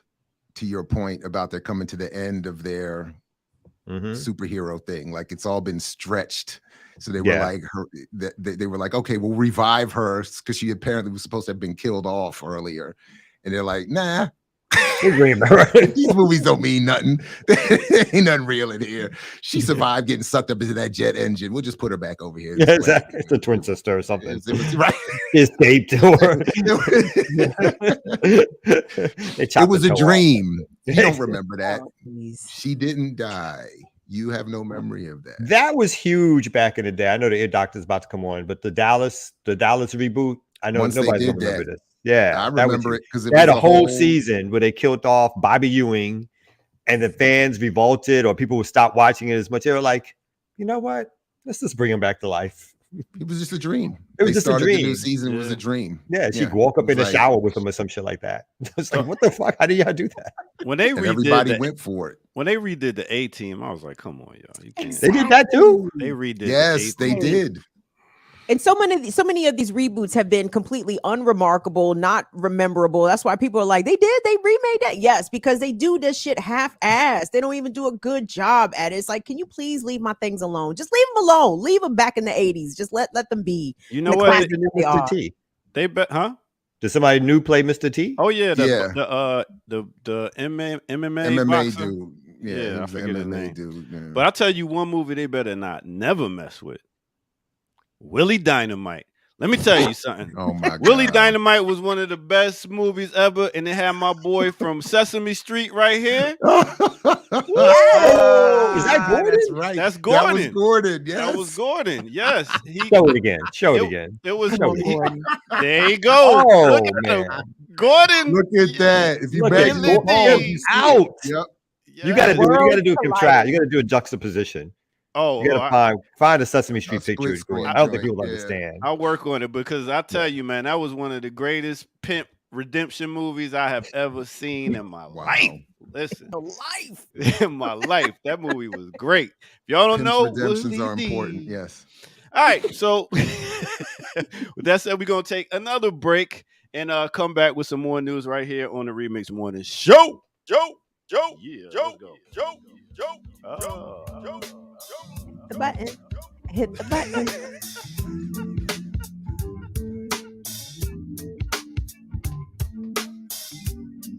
Welcome out all. I go by the name of the Ear Doctor. Please make sure you're hitting that like button. We up to 300. We made up to 343 viewers live. Big up to all y'all for telling somebody else to come check this show out. That's what we do here. We give y'all that fresh boom bap breakfast. All right. With that said, I just wanted to give y'all a little mental health segment real quick. Because I know we dealing with a whole lot of stuff. A lot of us is dealing with this, that, and the third. But I wanted to tell y'all certain things that helped me get through the day that can help you at the same time. And one of the biggest things that people don't know how to do right is breathing. Think about it. It's certain times where keeping it real could go wrong. But if you stop and you take a breath, which is inhaling, exhaling out of your mouth. This way, you bring in all that negative stuff that you dealt with through the day, inhale it, and exhale it out of your system. This is very, very important because sometimes we stay in our feelings. We might be driving behind somebody. We don't know. We get mad and road rage. Something might happen because we are in our feelings. But if we breathe and stop time for a minute, just stop time for a second and think about, be a little empathetic and think maybe something might be going on with this person. Maybe their car is messed up. Instead of having this road rage, there's certain ways that you don't have to get in certain predicaments if you take your time, stop, and breathe. This is a very important practice. I deal with a lot of kids, and at this time, I tell them, listen, you got to stop and breathe because they're dealing with bullies. They're dealing with social media. They're dealing with house things going on in their house. And sometimes they don't take a moment to stop and think about it and think about how can I get past this, because this is just a moment in time. With that said, that is your mental health break right here on the Remix Morning Show. Now let's get back to the crew. Now we do.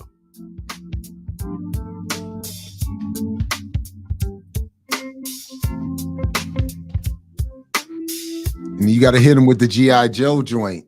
The more you know. The more. That's it. That's how they just used to do it. The more you know. Yeah. So y'all didn't watch TV, right? Y'all didn't watch enough TV. Y'all was out running around with friends and siblings and whatnot. You didn't. We was outside playing hide and go get it. Playing. Nah, I was. Go get it. God help us. God help us. No, I was in the house watching TV, man. I was too. Oh, Saturday mornings was lit, so I get it. Saturday mornings was lit. I've never heard of the game. How do you go get it though? I'm sorry. Hide and go get it. Hide and go get it. What is that? Boy, it's a way. It's a way to condition young boys to think that they are entitled to young girls' bodies. Really? I've never played that game. I'm gonna have to actually get it. Sometimes the girls would not try to hide too hard, so I'm just saying. Well, whose idea was it to play the damn game? I already know who it was. I don't think I want to know anymore. I already know. All right, freeze tag. Yeah, freeze we tag. did the under the blanket thing. What's the under the blanket thing? Never mind. I need to bring that up. What? Terrible games we played. Never mind. All right, so breathe. Yes, you know what I'm saying? Take your time, put your feet on the ground, and center Are you still yourself. breathing? I'm just letting people know, because some people don't know how to breathe, and some people need to just calm down. What do you mean people don't know how to breathe? Can't you tell Kamau does not know how to breathe? I breathe every goddamn day. Breathing is automatic. You don't have to practice breathing. Nobody forgets how to breathe. What is that? Okay. Let me see you breathe. Go ahead. I'm breathing every second of the moment. I don't have to. I don't even let me see. How do you? I'm breathing now. Let me see you inhale. Fuck, you need to see me inhale for? Let me see it. Let me see it. Sexual. I'm not. Let me see you inhale. Right now. Let me see you inhale. All right. Some people breathe in through their mouth and breathe out their mouth. They don't know. So why is that bad when they tell you to do that? Why is that so bad to breathe? Well, it's a certain way. That's why if you know how to breathe, you would know the answer to that. So you're born breathing. It's automatic. When you inhale through your nostrils, I think it helps to better inflate your lungs as opposed to breathing in through your mouth. Yes, there you go. Slightly. You're welcome. Thank you, Kim. Also looks better. Nobody wants to stand around looking at people. The mouth breather. Mouth breather. Right, mouth breather. Close your mouth. All right. Well, I check y'all at the end of the show. No, catch y'all at the end of the show with a mix. You do owe us. You should do like a 10-minute mix for all the ones you missed last week really. too. I mean, we are owed. How are we getting paid back for that? By the way, how has that been established? How's that been developed? He's gone. Look, he's completely gone. He's not completely gone. Out the building. Door slammed on the way out. It's just a mess. Kim, I got your story pulled up. Yeah, I got you. So this is a mixed bag of news when it comes to this particular story, because in Los Angeles, within a month, 3 weeks, 2 LAPD officers have been charged with sexually abusing children. Content warning for this story. It involves child sex abuse and the ending of a cop. But Paul Rezo, who had been a LAPD officer since 1999, was recently charged with the sexual abuse of 4 boys over the span of several years. And recently, he was found dead in his jail cell. Can we get some flame emojis in the chat, everybody? The piggy met his demise whilst in jail himself. And let's get the story here from ABC7 out of Los Angeles. Now, breaking news, a former LAPD officer charged with sexually assaulting 4 boys has died in custody. Paul Razzo's death coming less than 2 weeks after he was arrested. Prosecutors say the incidents happened between 2007 and 2016 at his home in Covina while he was an officer. 2 of the alleged victims are his own relatives. Oh LA my County God. Sheriff's Department saying tonight Razzo died while being medically treated for a pre-existing medical condition over the weekend. Nah. Yeah. Nah. I don't buy that at all. I don't buy it either. What Yeah. was the pre-existing medical condition? Somebody's hand around his neck? It's like, that's not. He was like 48, it looked like 49. Somebody Yeah, putting a needle in his arm, the pre-existing. Like, what is the? That's interesting. That's like your Okay. boy. What's his name? The guy, Jeffrey. Is it Epstein? Jeffrey? Epstein. Yeah. It's like, really? Nobody buys that story. What? All And the cameras turned off and the guard fell asleep? Right. What's wrong with that story? He died while in custody. Now we know how many of our people end up dead while in police custody. So I do kind of find it ironic that this rapist of children, this deplorable human being, met his end in an also very terrible way. But there is a problem. Shocker. There's a lot of sexual predators that are on the ranks of police forces, not just on the LAPD, but really everywhere that you can think of. And the fact that there were 2 LAPD officers found and charged with the sex abuse of children, there had been a previous allegation, numerous previous allegations, but where another I'm sorry, I have the details a little confused. I can't remember if it was the cop themselves or the actual whistleblower or the victim who was found dead after making an accusation of sexual abuse against I think it was a LA sheriff's deputy. So, not only do these cops kill us, but they are menaces in society. They are predators. They are harmful. They are dangerous individuals, not just to Black and brown people, but to kids, even to their own fucking family members. So anybody that's a cop or finds themselves employed in law enforcement in any way, I always look at them real skeptically. Like, I suspect you have personality deficiencies, character deficiencies within you somehow, because the only way you can be part of such a deranged institution is if you too hold somewhat deranged views on race, on sex abuse, on women, on a variety of things. So I just wanted to say all prayers down to that pig. I hope Satan is having a good time with you down in the underworld on today. And that's it. So that's my good news. He died. He gone. It would be difficult. It's difficult to disagree with your assessment. Which I mean, yeah. But there's all these statistical evidence that shows that these cops have higher degrees of these things, like whether it's domestic abuse and in terms of partnerships, whether it's drug or alcoholism, because it's a shitty job. And whether you like doing it or not, the fact that you do like doing it exposes a lot about personalities. So I'll leave it there. Yeah. I felt the same way about the military. I feel the same way about the military. Like when people tell me, that they enjoy their time or, are happy to stay in. I've always felt like, how could that be? Like I do negatively judge it. I can't. Yeah. It's like, how could that possibly be? Because the brainwashing is great, man. Like that brainwashing is effective. You know what I'm saying? Like that's elite level brainwashing. Jesus. Mm-hmm. It is. No, that needs to be studied. Yeah. And I mean, it is. It's another. Again, it's like an institutionalization thing as well. Like it eases everything. You don't have to. think about anything. Your medical's taken care of. They force you to go to the dentist. You get your shots. They give you clothes. They feed you. They send you around the world. They tell you where to be, what time to be there. You don't have to do a lot of thinking. In fact, they tell you specifically not to think. They literally say, stop thinking. That was like, yeah, stop thinking. Just follow the last order given. Don't even think about the previous set of orders. Just the last one. And just focus on that. So like I get like a lot of people, or too many at least, find that comforting.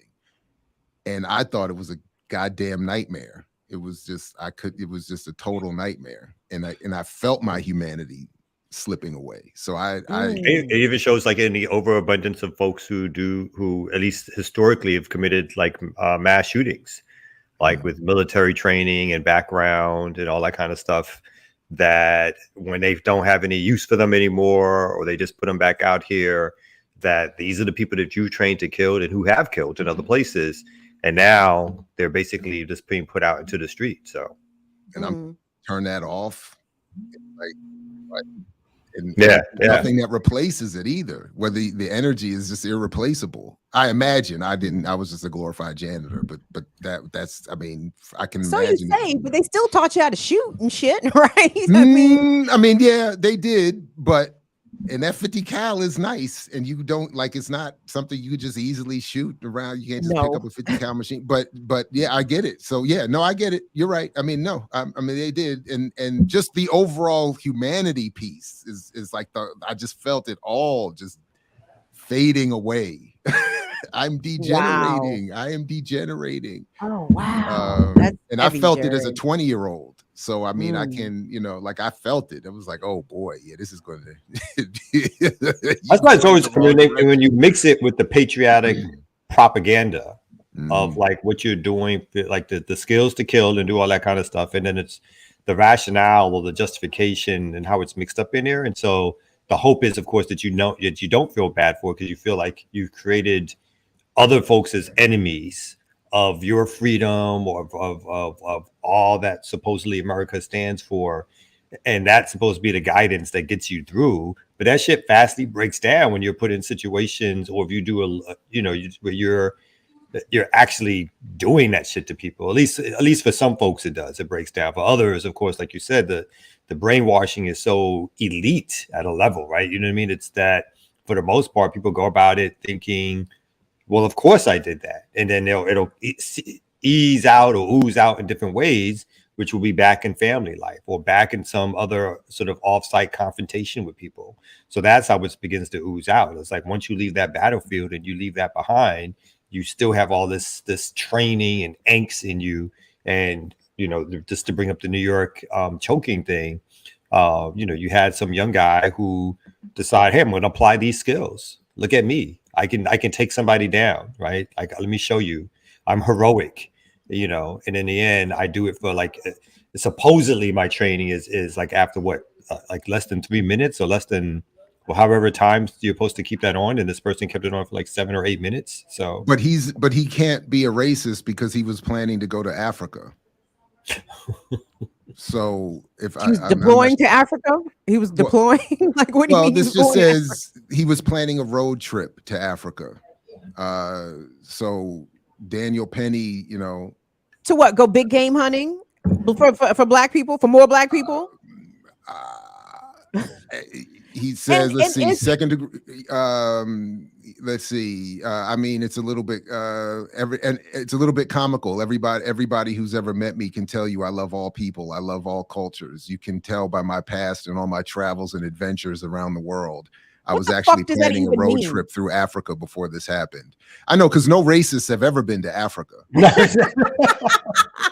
Right? Everybody that goes to Africa just loves the people, loves Africans, loves black people, loves them, and it's just peace and love. And I mean, he's got his coffers pretty full, because if the last report I heard is that his legal defense fund has raised over $3 million. Do I have that right? With very famous donors being Congressman Matt Gaetz. I think even Tucker Carlson made a public show of contributing to Daniel Penny's legal defense fund. No, it's disgusting. Like it is wholesale So gross the way that these people just rally to the side of these race soldiers, especially when they kill one of us.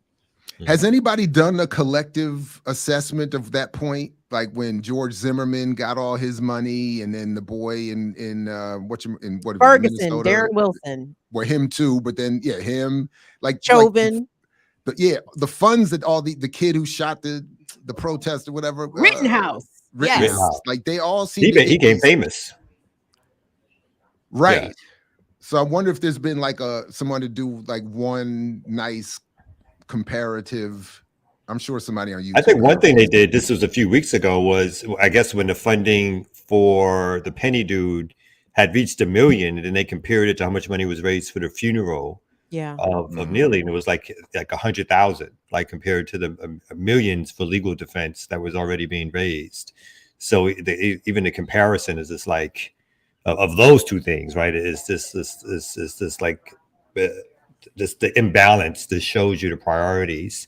And again, of this right-wing culture that folks justify the murder and killing of Black people with. Wow, so that's deep. So if you said we want $3 million to put houseless people in houses, people would be like, nah, we don't have any money. But if we need $3 million to defend someone who kills someone without a home, that's exactly right. Then we got all the cash, just make it rain. Yeah, that's talk show telethons, people using their platforms to big it up. Yeah, consistent. By the way, speaking of telethon, we're doing the prison radio one next week. It's still on the agenda. We're still working it out. Wonderful. So next week, anyway. Yeah, sorry, Kim. Go ahead. I mean, when haven't racist white Americans been willing to put their money behind other races? You know what I'm saying? Like that's a mission. That's part of the American ethos. Like we must protect ourselves from these savages. And this man shouldn't be criminally prosecuted for being a hero, as they are characterizing him as being, against this dangerous vagrant, as Matt Walsh described him. Like we live in a very, very, very sick place. These fucking crackers are unwell. Okay. Like they are deeply unwell folks. And you better be on your P's and Q's around them, y'all, because they are ready to do it. No, that's the thing. Like you think history, it's we talked about the movie stuff. Like, so this is not new history. This is from the very beginning. We're just giving more details for folks to be able to connect dots that they should have been able to connect already. It's like this is what this country is in its essence. So it's no shocker, of course, that they've risen as much money for this person that they have.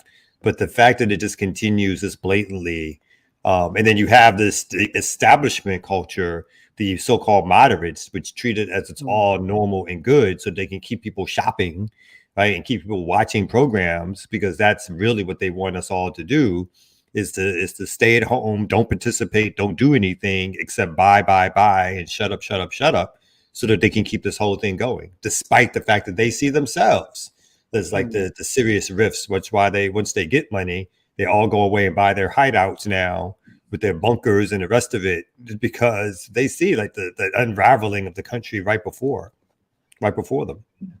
Y'all talk about bougie Black America's power couple buying their $200 million weekend home in cash. No, who's this? What? Who's this? I'm surprised. Is this Jay-Z and Beyonce? This would be y'all's favorite rapper, Sean Carter and Beyonce, have decided that their $100 million Bel Air mansion, that's cute. That's cute. That's where they use the address to send the kids to school. But nope, they just spent $200 million cash. It has been reported to be at least one of California's biggest real estate. Why are you sniggling? Who's sniggling? Me. I don't know why I'm laughing. I don't know why I find this so amusing. I don't know, the contradiction, the trauma of it all is so funny. It is traumatic. I am too traumatized by this disgusting display of wealth. And this is in Malibu. So this is Essence's inside Beyonce and Jay-Z's $200 million home. And I love that it's in Essence, because this is them praising. This is the good news. Yeah. This is goals, everybody. Relationship goals. That's it. Goals, aspiration. Don't you want to be goals?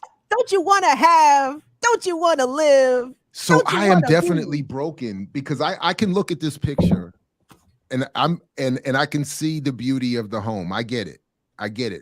It's secluded. You got a private beach. It's got all the big ceilings and windows. It looks amazing. But when I look at it, I don't want to be misunderstood. But so let me phrase it this way. But when I look at this, the last thing I think of is actually wanting to live in it and wanting it to be there. So I don't look at that and feel like, oh wow, I wish I had that. I look at that and I say it shouldn't exist. But anyway, I'm definitely broken because I get it. It's beautiful. Congratulations. But I don't feel any $200 no million, jealousies, no cash, y'all. 30,000 square feet. How many pools? Did I count two, three pools? Maybe a grotto. It's got an ocean. What do you need a pool for? Look at what. Damn, is this a shot of the house? Is this their house? This is the reflection pool. But what is with, and it grosses me out that America does this, period. It grosses me out more that Black people do this, but just this navel gazing at the elites, at the wealthy, like on the local news here, Channel 4, they do these stories all the time. Let's go inside one of DC's most expensive properties. This property costs $30 million and look at all the rent. I'm like, who the fuck does this apply to? You know what I'm saying? The majority of your viewers, the majority of the readers of Essence, the majority of Jay-Z and Beyonce's fans will never experience this. So why are y'all trying to sell me his dream? I'm never going to realize. I don't want folks it. Don't even experience this, to be fair. like they don't even, like, nobody's experiencing this. And then on top of it, it says they have their Tribeca lofts. Bel Air section, their mansion in the Bel Air section of LA still. So just in case you thought this was all that they had, I don't want anybody. Oh no, this is an addition. This is an addition. I don't want you to be worried. Like, this isn't okay. Everybody, relax. This is not their only home. They didn't have to sell their other property. No. Into this one. Ear Doctor gave us the lessons. Take a breath, relax, calm down. They're okay. And it still works for people. I mean, that's like, remember Lifestyle of the Rich and Famous. Yes, this stuff works because everybody looks at how beautiful the space is, and then they keep thinking, congratulations for all that you've done to get this. One day I may get there too, kind of thing. Or at least I can see, particularly as it relates to Black folks, I can see Black folks succeeding. So it's like, and it's sort of this, again, I wouldn't say it's built into us, it's just the propaganda system that has built it into us.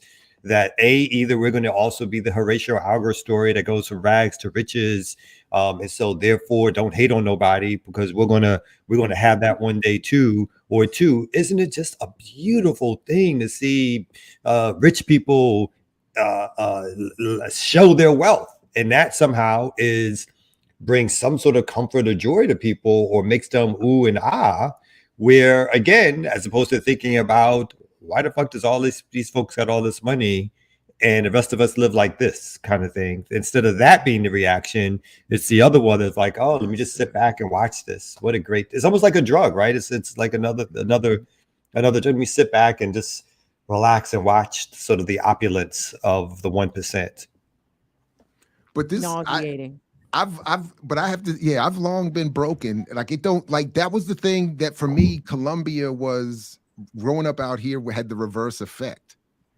When I could walk down the street from our apartments and see people's bigger houses, it didn't make me envious of wanting it. It made me angry.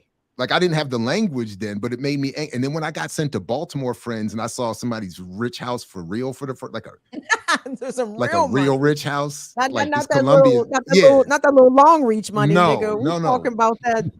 That real. And I had a reaction like, "This is your house?" Yeah, dog. Yeah. And I was like angry by that. Like, other people, like, you're supposed to be impressed and you're supposed to want that. And I was like, nah, man. This is ridiculous. Yeah. And now it's worse now. I'm like, this is. When I started getting politicized, when I would go from Brooklyn and projects to somewhere in Manhattan, walking down Fifth Avenue. It's just like, this is fucking crazy. This is really just the opulence, the wealth, the extraordinary viewing of showing of what money looks like. It's like, this is crazy. It's almost like my part of Brooklyn was some hidden away world, right? And this is what everybody's fantasy was, even if only a few, relatively speaking, could either live in it, obtain it, buy it for the day, save up to go shop there to make themselves feel better. Or they put like a Macy's on 34th Street so you can feel like you're amongst the people who got money, even though you don't. You're just spending that money and giving it to them. All that stuff makes people this again. It's how capitalism continues, particularly in America, right? To stop people from going out in the streets and doing something in mass and continually, because again, people have this feeling of like whatever dimes, quarters, nickels, pennies, credit that I have, it's going to be spent on getting things also. So it may not be what these rich people have, but maybe it's a knockoff. Or I can see somebody else having something like this. Do we have a responsibility to try to persuade Black people to not be so enamored and enchanted with opulence and wealth? Like, how do we do that without coming across as haters? Because that's the first thing. Oh, y'all just some haters. Y'all just mad at Jay-Z and Beyonce because they got shit that y'all ain't got. Because we couldn't avoid it. We were like, we are haters. We just have to embrace it and move on. I mean, but I honestly, get me there. Bring me there. How do I? I mean, how do I embrace my haterism? It was my childish response in my little cruise. I think funny, politicized, but somewhat immature reaction to that difficult question. Because everywhere you go, if you try to have like a sober, reasonable discussion about, just raising some questions, that's people are like, oh, you're hating. You're just this, that, and the third, crab in a barrel. Oh, and you're like, well, fuck the barrel. That's the problem, not the crab thing. We in a barrel, motherfucker. That's the problem. But so I just would say that's why for me it was like, fine. And that's why Redman was my hero. I be that. When he walking down the street saying he ain't shit. Okay, that's me. Now what? So I'm a hater now. I accept it. Now what? Like my godfather says, who's short. He said, well, what would you say if I was tall? Like, in other words, what is your argument now? Like, okay, I embrace the epithet. Now let's deal with the substance of the argument and the criticism. So I don't know, but I think the real answer is that we have to have the revolution that makes individual choice removed from all of this. So it can't be, let's make individuals have to consciously walk away from all these invitations to selling out and doing the wrong thing. Like, that's impossible. There's always going to be ample, applicants for that. We have to create a situation where that tendency is removed or made moot by the fact that everything is redistributed. Everybody has their basics taken care of. Everybody benefits. Like, fine, if Jay-Z and them want to sell millions of records or whatever, then we all really eat from it. It's not just a symbolic victory. Then we all really eat. Like, if you're gonna, you're gonna hit 1 million home runs and all the baseball, all that revenue, it really goes to the people. Let's like start with that kind of thing. And real quick, it came up, and shout out to my sisters in the AAPRP where this came up in a discussion last night. But there's a relatively new book that I would want to just quickly recommend that is attempting to address these questions. And it does come out of, I believe, the Party for Socialism and Liberation, but it's attempting to say, like, how do we make socialism, like, practically speaking, how do you get to a next stage? And I think it addresses a lot of these kinds of questions that I know a lot of us have. Like, what do we really do given where we are right now? So this socialist reconstruction book, I think, does a lot to, I just, now that it came up, I think it's something we should consider maybe engaging more deeply with the platform. Because I think it's trying to, anyway, that's what I think. It's a relatively new book, you said? Yeah, it's relatively new. I think it's relatively new to me. 2022, so last year. Okay. Called Socialist Reconstruction, A Better Future for the United States. And it is out of the PSL affiliated Liberation Media.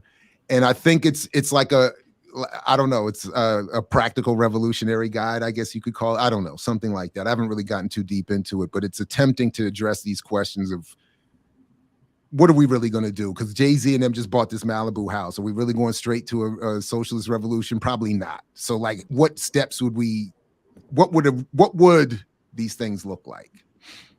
I did interview one of the writers of the book, Keontae. I get it, but we didn't talk about the book yet. But anyway. Do you have a request here? I'm sorry. There's a with the super chat. Somebody wants to see if you would do an unbiased review of Dr. Watkins' new book. Is this Boyce Watkins you're referring to? Probably. If it, I can't promise it would be unbiased. I was going to say, what about why unbiased? Why does it have to be unbiased? Yeah, it would be biased. Biases.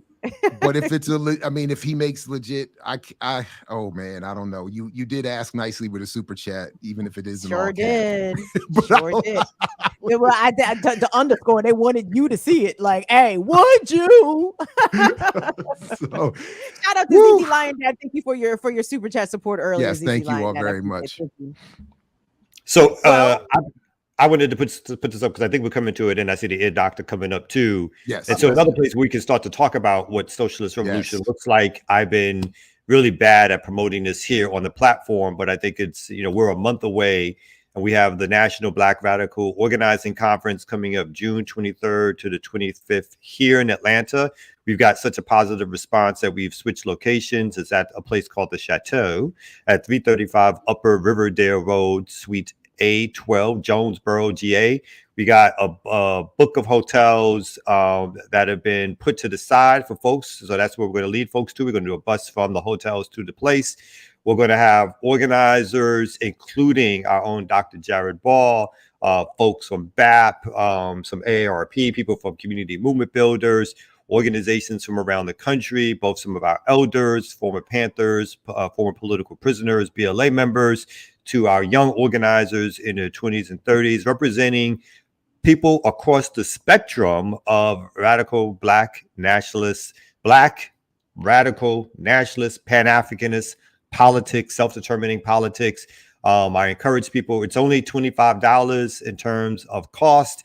And because we screwed up some of the ways in which people make payments, you might even be able to get there free. So I say that to say, because this is a grassroots conference, we're putting our own money into it. I'm not remix promotion. Yeah, it's like we're not looking to make some money off of it. To be real, maybe it's offsetting a little bit of cost here and there, but we really want folks to come out, to partake, to be a part of it, to talk to various folks, to get common strategies, discuss, debate issues. Where do we go in our time? And so we're just putting this out there for everybody to come in. I'll be trying to promote it a little bit more, talk a little bit more about the actual structure of the conference and some of the panels and plenaries. But if folks have time, energy, please come out. We want to see y'all there. What's the dates again, Kamal? I'm sorry. It is June 23rd to the 25th. Got it. And how can people send material support? So like if you can't attend in person, but you would like to maybe help facilitate for others to be able to attend, is there a way to do that? If folks want to make a donation, we're supplementing, obviously, the cost of the space, the food, all the food is paid for folks coming out. So if folks just wanted to make a donation to CMB, communitymovementbuilders.org, they can definitely do that to help continue to supplement those costs. But we're hoping to we've had over 100 people register. Our goal was 150 to 200. But as we know, folks, will register but may not make it at the end. So we're going to keep registration open until we hit about 250, 300 people. And so we really want folks to come out. And we're thinking about trying to figure out if we're going to broadcast some of it on BPM. They already asked me. I know. Yeah, folks already asked you? Yeah, to do the production on it. So probably, we'll do it. Yeah. But it's going to be live. And again, a lot of great folks throughout our movement are going to be there. And different factions, people that you may not expect to see in the same room together. We're trying to bring them together so that we can have a thorough conversation about which way forward in terms of radical Black organizing. So thank you. Is the ALC going to be in attendance? What is it, Jared? The African litigious community? I honestly have no idea, but all are welcome, of course. All are welcome. All All are are welcome. welcome, of course. Bring your cease and desist letters, so you can serve them in person. Don't worry, Q. I'll make sure BPM is promoted. That is the bigger question. We'll come out. No, but you're right. We gotta, that's I have no idea. That's gonna be fascinating. I look forward to it. But shout out to the work. It's gonna be exciting. Look forward to it. Yeah. All right. So it All right, will doctor. be here. Time to pay them dues, son. That's right. All right, Stretch. Let me get it ready. Right. Let me do it like this. This is for you. Yeah. Right here, Remix Morning Show. Boom Bap Breakfast. Let's get it. Take me out on the plate. Not the biters, the writers. I am the original. Puppy Knuckles. Going on the days of pin games and crew names. Beefs get settled in parties. Whoever spit flames win the G. Now the G is the ticket price. And the nigga on stage who ain't spitting tight. Battery operated rhyme books download. Once again, that's Bumpy Knuckles. Let's take it to no other than BK. Biggie, let's get it. No big up our gunman, sing. Big up. Cause it's a 94 and I'm rap to kill people and Jesus. No one pussy hole on the corner. Watch this. Lord, me all a respect to all the gunman them. Gunman alone keep gunman friend. Fire gun, me all the informer them. Informer alone keep informer. Nothing is something, nigga, I don't sweat the day. My mom was late, so I had to plan my escape out the skins. In this world, the fly girls. Tangeray and Hennessy until I call Earl. 10 months in this gut, what the fuck? I wish Mars would hurry up so I could get fucked. Wild juvenile ripping mics and shit. New York, ready for the mics to this. I mean, don't be. Let's keep it going. Hip hop ain't really that hard. Hip hop, 50 years, we celebrating, y'all. I'm doing what I can do, Biggie, man. What else y'all want? Little brothers. We spent the last year writing rhymes, doing shows and chopping records, and traveled all around the world to spread the message. Cause ain't no rest for the weary when it comes to my team. We only sleep on December the 32nd. Word. DJs dissing the album before they check it. Dealing with their managers and program directors. And even though I try not to stress it, sometimes it feels like a waste of time and not worth the effort. Nah, but I won't let it. Put a block on my team, hustle for a second. Foodie keep it rushing as long as Tay and I on the mic and Knife is on percussion. These frontin' dudes can't say nothing. They can. Yo, once again, this is Black Power Media. This is the Remix Morning Show. So why not remix it? Because the P is free. And that's right. We ain't talking about that P. We talking about figure out a P. But I ain't talking about that one. Let's go. Come on. Hey,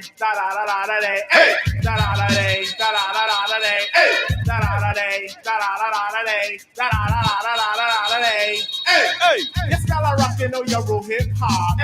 Yes, Mr. Leah, you can rule hip hop. 357, you can rule hip hop. Take your back. KRS1, I rule it non-stop. When I'm in Brooklyn, yes, we're rolling hip hop. When I'm in Manhattan, we're rolling hip hop.